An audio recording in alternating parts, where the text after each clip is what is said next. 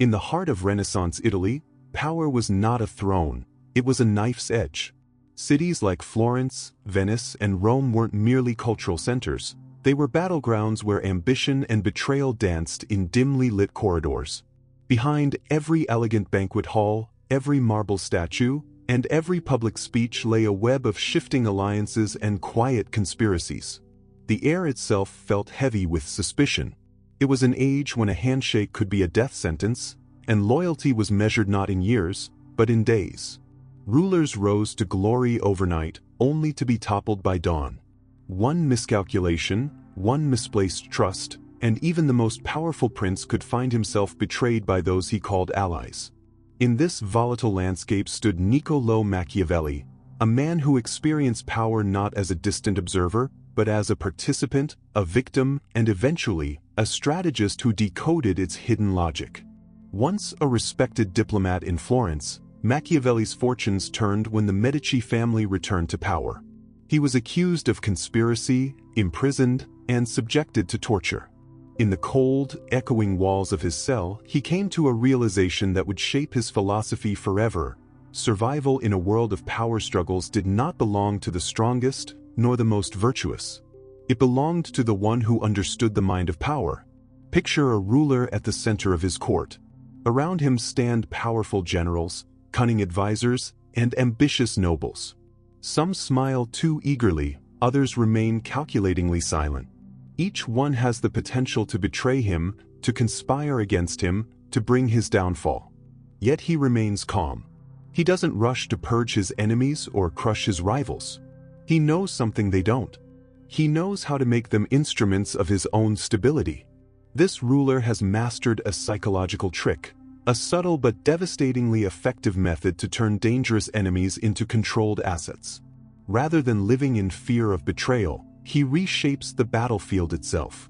His enemies no longer stand outside his walls. They stand within them, bound by threads they cannot break. Machiavelli observed these dynamics with the precision of a surgeon and the cold realism of a survivor. He understood that the real game of power isn't won through endless wars or reckless purges. It's won by mastering perception, cultivating dependency, and manipulating ambition. His insights would later be distilled into his infamous work, The Prince, a book that has outlived kingdoms, empires, and ideologies because it speaks to something timeless: the psychology of control. How did Machiavelli control those who could destroy him? What mechanism allowed rulers to face their most powerful enemies without fear? Beneath the brutality of Renaissance politics lay a hidden principle, a principle that reveals not just how power was maintained in the past, but how it continues to shape our world today. Machiavelli's trick was never about eliminating enemies. It was about making them dependent. It was about control without open conflict, power without fear. And once you understand this trick, you begin to see its shadows everywhere, in politics, corporations, media, and even personal relationships. This is the dark art Machiavelli perfected, the art of controlling those who could harm you by binding them to your survival. To understand the psychological brilliance behind Machiavelli's strategy, we must first step into his world, a place where power was both seductive and perilous, where betrayal was not an exception but a daily calculation. Renaissance Florence was not the romanticized city of art and beauty we often imagine. Beneath the frescoes of its churches and the marble of its palaces was a city locked in perpetual struggle. Florence was a republic, but its politics were far from democratic in the modern sense. Power was concentrated among a few elite families, most notably the Medici, bankers whose wealth rivaled kingdoms. The Medici understood something crucial: real power didn't only come from swords or crowns, but from influence, patronage, and the ability to shape loyalties. They weaved networks that extended across Europe, pulling strings that reached popes, monarchs, and generals. But their dominance also made them targets. Rival families plotted in the shadows, foreign powers interfered, and internal factions constantly schemed to overthrow them. Amid this chaos emerged Niccolò Machiavelli, not as a soldier or nobleman, but as a skilled diplomat and keen observer.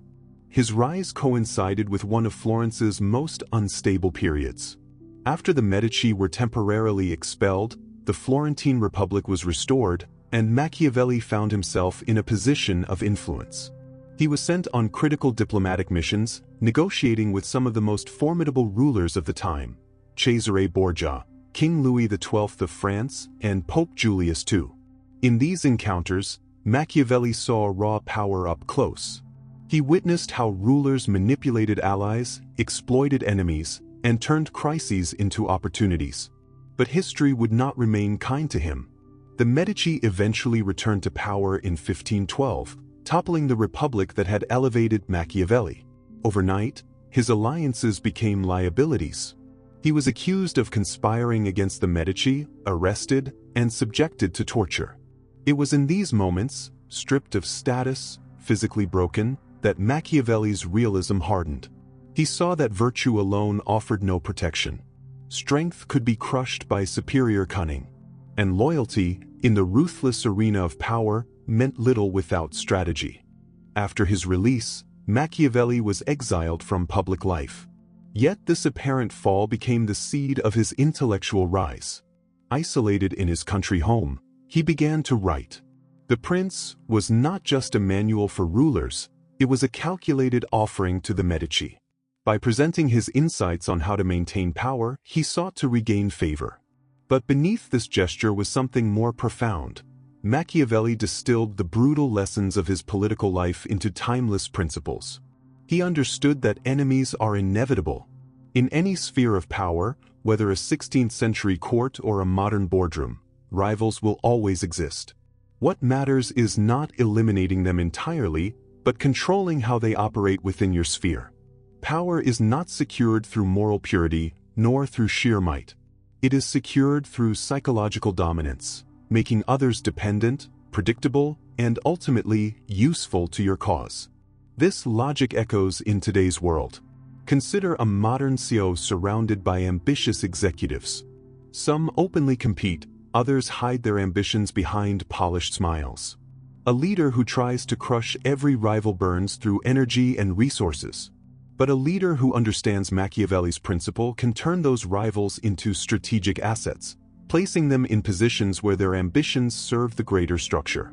Similarly, in politics, opponents are often co-opted into alliances, advisory boards, or ceremonial roles, not because they are trusted, but because keeping them close reduces their threat. Machiavelli's world may have been filled with princes and conspirators, but the psychological dynamics he observed have not changed. Power, then as now, belongs to those who can navigate chaos without being consumed by it, those who can stand among enemies and make them part of their design. At the heart of Machiavelli's philosophy lies a psychological maneuver so subtle, yet so devastatingly effective, that it allowed rulers to stand unharmed in the midst of potential traitors. It was not brute force that kept them safe, but a kind of invisible leash, woven through perception, dependency, and human psychology. Machiavelli's trick was simple to state but difficult to master: turn your enemies into instruments of your power. Most rulers throughout history focused on one of two strategies. They either crushed their enemies outright, spending enormous resources to eliminate threats, or they ignored them, hoping their power alone would discourage rebellion. Machiavelli recognized that both approaches were flawed. Crushing an enemy often creates martyrs and future insurgents. Ignoring them leaves the ruler vulnerable to betrayal. The true master, he argued, does neither. He does something far more intelligent. He makes enemies need him. The first part of the trick is the perception of strength. Before you can make an enemy dependent, you must ensure they believe you are too costly to oppose. This is not necessarily about actual strength, but about perception. Machiavelli wrote that it is better to be feared than loved, if you cannot be both, because fear creates predictable behavior. When an enemy perceives your position as unshakable, rebellion looks like suicide. Throughout history, powerful leaders have used displays of strength, military parades, decisive actions, symbolic punishments, not merely to inspire loyalty but to create an atmosphere where opposing them seems irrational. Cesare Borgia, one of Machiavelli's key inspirations, mastered this psychological theater. In the Romagna region of Italy, Borgia faced fractious local lords who saw him as an outsider. Rather than attack them all at once, he staged calculated displays of power. He eliminated a few defiant leaders in public, brutally but selectively. This created a ripple effect. Others, terrified, quickly concluded that defiance was too costly. But here's where Cesari's brilliance began. He didn't proceed to crush everyone else. Instead, he moved to the second stage. The second part of the trick is strategic inclusion. Once an enemy recognizes your strength, the next step is to bring them closer, not as trusted allies, but as controlled participants in your system. Machiavelli advised rulers to give powerful enemies positions of influence, titles, or favors that tie their fortunes to yours. This inclusion serves two purposes. First, it placates the enemy's ego, making them feel acknowledged. Second, and more importantly, it pulls them into your orbit, where their actions can be monitored, influenced, and subtly directed. Borgia offered former rivals administrative roles in the territories he conquered. By doing so, he transformed local lords into bureaucrats of his regime. Their power became intertwined with his governance. If he fell, they would lose everything they had been granted. Roman emperors employed a similar strategy. Rather than executing all political rivals, they often appointed them to advisory councils, priesthoods, or military commands, positions that allowed close observation. A rival who is isolated can conspire freely. A rival brought into the palace lives under watchful eyes. The final stage, and the most delicate, is controlled leverage. This is where dependency is cemented. Machiavelli understood that fear alone breeds resistance over time. People eventually look for opportunities to break their chains. But dependency breeds obedience not out of terror, but out of self-preservation. When an enemy's survival depends more on your stability than your downfall, they will guard your power as if it were their own. In practice, this meant structuring relationships so that enemies gained benefits from the ruler's continued success but would lose everything if he fell. Corporate history offers modern parallels. In large companies, competitors within an organization, ambitious executives or rival departments, are often given leadership positions or shares that bind their fortunes to the company's health. Instead of staging coups, they become invested in maintaining the structure that benefits them. Coalition governments use similar dynamics, offering rival parties ministries and responsibilities that make them stakeholders in the government's stability. Intelligence networks often flip double agents by tying their lives, security, or wealth to the new regime, making betrayal less appealing than loyalty. The genius here is psychological. Fear creates opposition because it triggers survival instincts. If an enemy believes that their only chance of survival is your downfall, they will plot against you. But if you structure their reality so that your downfall would also destroy them, resistance turns into guardianship. They no longer conspire in the shadows. They work, consciously or unconsciously, to preserve the system that protects their interests. This is why Machiavelli's advice to rulers was so unsettling. He wasn't advocating kindness or reconciliation. He was describing how to weaponize human self-interest. The enemy doesn't become a friend. They become a dependent node in your power structure. Their ambitions, fears, and desires are redirected to serve you. Machiavelli saw that in a world of shifting loyalties, eliminating threats entirely is both exhausting and temporary. But making those threats reliant on your power creates something far more durable. A network of enemies who, through their own calculations, choose to support the very force they once opposed. This is the magician's reveal, the moment when the illusion is stripped away and the inner mechanics of power become visible. It is not brute strength that protects a ruler surrounded by dangerous people. It is the invisible architecture of dependency. A ruler who understands this can stand calmly among enemies, knowing that their survival is bound to his own. Power isn't just a game of armies, titles, or political maneuvering. At its core, it is a game of the human psyche. What Machiavelli understood, perhaps better than any other thinker of his time, is that control doesn't merely operate through external force. It operates through the hidden corridors of the mind. Once you understand how people think, how they rationalize, how they cling to their identities and fears, you can shape their behavior without ever lifting a sword. The first psychological pillar of Machiavelli's trick is ego and status. For those who hold power, nothing is more threatening than the idea of losing it. Power creates a psychological identity, a sense of self built around influence, respect, and superiority. To strip someone of that is to annihilate a part of their ego. When Machiavelli advised rulers to draw their enemies closer, he was exploiting this exact vulnerability. By offering them a seat at the table, a role within the system, he wasn't neutralizing their ambition, he was redirecting it. Instead of plotting in the shadows, these rivals became invested in preserving their newfound position. Their energy shifted from overthrowing to maintaining. In psychological terms, their ego became entangled with the system that once threatened them. Then comes cognitive dissonance. Human beings have an extraordinary ability to rationalize their decisions, even when those decisions contradict their previous beliefs. Once a rival accepts a position, a favor, or any form of inclusion, a subtle internal tension begins. Am I still an enemy, they subconsciously ask, or have I become part of this world? To resolve that tension, the mind reshapes the narrative. Hostility is softened. Old grudges are reinterpreted as misunderstandings. Loyalty emerges, not out of genuine love, but out of the deep psychological need to avoid inner conflict. The more they participate in the ruler's world, the more they justify their presence. What was once rebellion turns into rationalized obedience. This leads to the formation of dependency loops. Humans naturally align themselves with structures that provide status, wealth, or security. Once a rival benefits from a ruler's favor, be it through political office, shared profit, or prestige, they become psychologically tied to that source.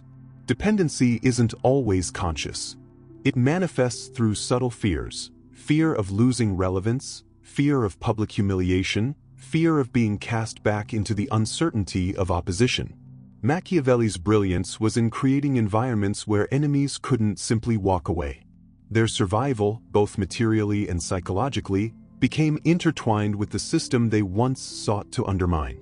Jung's concept of the shadow offers another layer of understanding. According to Jung, the shadow represents the parts of ourselves we deny or suppress, the ambitions, fears, and desires we refuse to acknowledge. By pulling enemies closer, the ruler effectively integrates their shadow into his realm. He doesn't destroy their power, he absorbs it. What remains outside the system is dangerous because it's unknown. What's brought inside can be observed, controlled, and shaped. In this sense, Machiavelli's strategy mirrors psychological shadow integration. By facing and incorporating the enemy, one reduces the threat they pose from the outside. Freud's insights on ego dynamics also apply. When a rival joins the ruler's system, their ego aligns with the dominant structure to preserve itself. Instead of fighting the external power, the ego adapts, shifting its loyalty to the source of validation. This is why strategic inclusion often proves more effective than brute suppression. Fear creates resistance. But dependency, carefully nurtured, creates self-enforced loyalty. However, Machiavelli was far too intelligent to see this as a flawless solution. Psychological control is not permanent, it is dynamic. By surrounding yourself with former enemies, you do not eliminate danger, you concentrate it. Every inclusion carries the risk of betrayal. Every act of dependency can be undone by a moment of opportunity. This is where projection and control come into play. By drawing enemies into his orbit, a ruler controls not only their material situation but also the narrative space around them. Their words, actions, and alliances become easier to monitor. Their ambitions, once hidden, are illuminated in the light of proximity. But this illumination also reveals the ruler's vulnerability. To maintain such a network requires constant vigilance, strategic balancing, and psychological acuity. Machiavelli's trick works because it exploits fundamental human tendencies: the fear of loss, the desire for identity, the need to resolve inner conflict, and the comfort of security. It transforms enemies into participants through their own psychological mechanisms. Yet beneath this brilliance lies a dark truth. No amount of psychological manipulation can render power completely safe. Inclusion pacifies, but it also creates a court of ambitious minds constantly evaluating their position, waiting for weakness. In the end, the trick is less about trust and more about management. Machiavelli wasn't teaching rulers how to make friends out of enemies. He was teaching them how to turn enemies into pieces on a board, pieces that move themselves according to predictable psychological patterns. And as long as those patterns hold, the ruler remains one step ahead. Machiavelli's strategy was born in the ruthless courts of Renaissance Italy, but its brilliance lies in its timelessness. What he observed in the palaces of Florence is the same psychological maneuver quietly unfolding in the boardrooms of corporations, the offices of politicians, and even in the subtle games of everyday social life. The trick didn't die with him. It evolved, adapted, and became woven into the fabric of modern power. In politics, one of the clearest examples comes from Abraham Lincoln's presidency. When Lincoln won the 1860 election, he faced not just a divided nation but also a cabinet filled with men who had opposed him, some of them bitter rivals from within his own party. Instead of alienating them, Lincoln brought them into his administration. This became famously known as his team of rivals. At first glance, it seems like a gesture of unity. But beneath the idealism was a brilliant strategic calculation. By placing his rivals in positions of power, Lincoln neutralized their potential to unite against him. Their ambitions were redirected inward. Their survival became tied to the success of his government. In Machiavellian terms, Lincoln didn't just win an election. He bound his enemies to his own destiny. This method persists in modern politics across the globe. Coalition governments often emerge from fractured electorates. Parties that were once adversaries suddenly sit side by side, sharing ministries and responsibilities. But this isn't always harmony, it's containment. By pulling rivals into a shared structure, the ruling power ensures that dissent must now operate within the system's rules. A rival who holds a cabinet position has less freedom to criticize without undermining their own role. What looks like inclusion is often a calculated act of psychological disarmament. Corporations use the same logic, only under different names. In the corporate world, mergers and strategic alliances often follow a familiar pattern. A rising competitor poses a threat, and instead of battling them openly, a dominant player offers them a seat on the board, a partnership, or even an acquisition. On paper, it's synergy. In reality, it's containment. By offering influence, the dominant entity creates dependency. The competitor now has a stake in the company's success. Their aggressive instincts are absorbed into the collective. This is precisely the dynamic Machiavelli described centuries ago, turning threats into instruments of one's own stability. Modern media and think tanks reveal another layer of this trick. Critics who once challenged power from the outside are often invited into advisory roles, academic panels, or editorial boards. The effect is subtle but profound. By giving a critic a platform within the system, their voice is simultaneously amplified and constrained. They gain prestige and influence, but they also become entangled in the very structure they once opposed. Open dissent transforms into moderated debate, and radical critique is softened by the privileges of proximity. Even in personal and social dynamics, this ancient strategy quietly operates. People often neutralize potential threats, not through confrontation, but through calculated inclusion. A colleague who seems competitive might be invited to collaborate. A rival in a social circle may be drawn closer through shared activities or favors.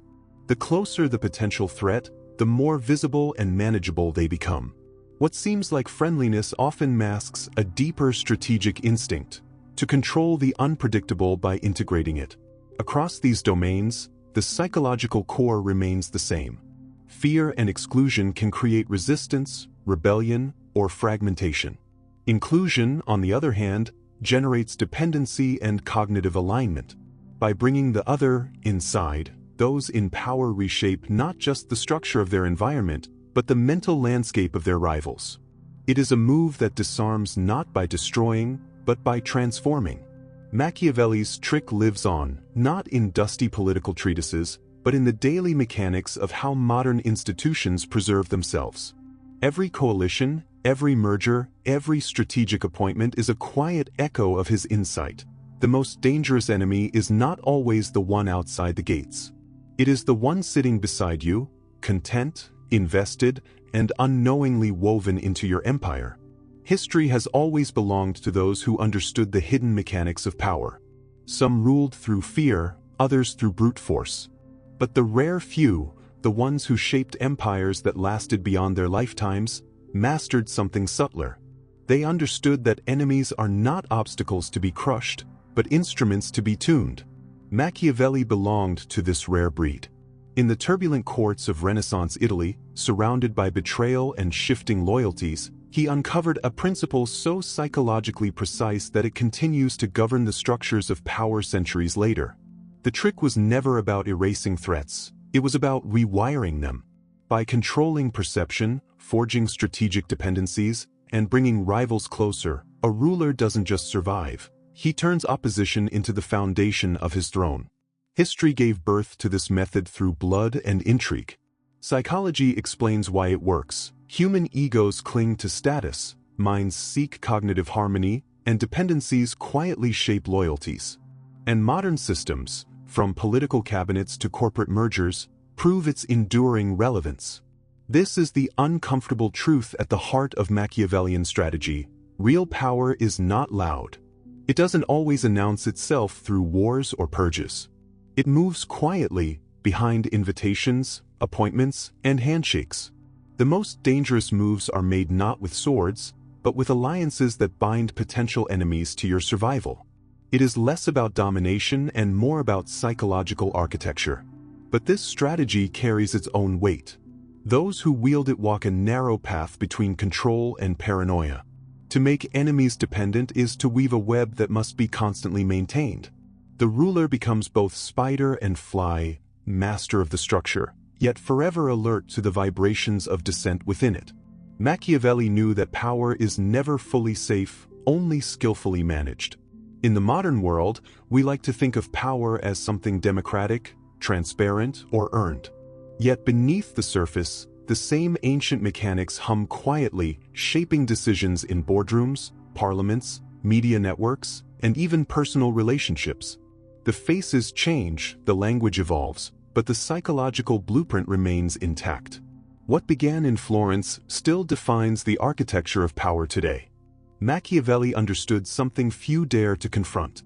Fear is inevitable, but control is optional.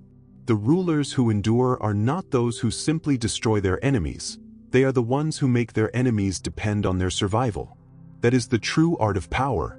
Not in conquest, but in psychological mastery. And so the question lingers, as it has for centuries. If you were in power today, would you eliminate your enemies, or make them part of your throne?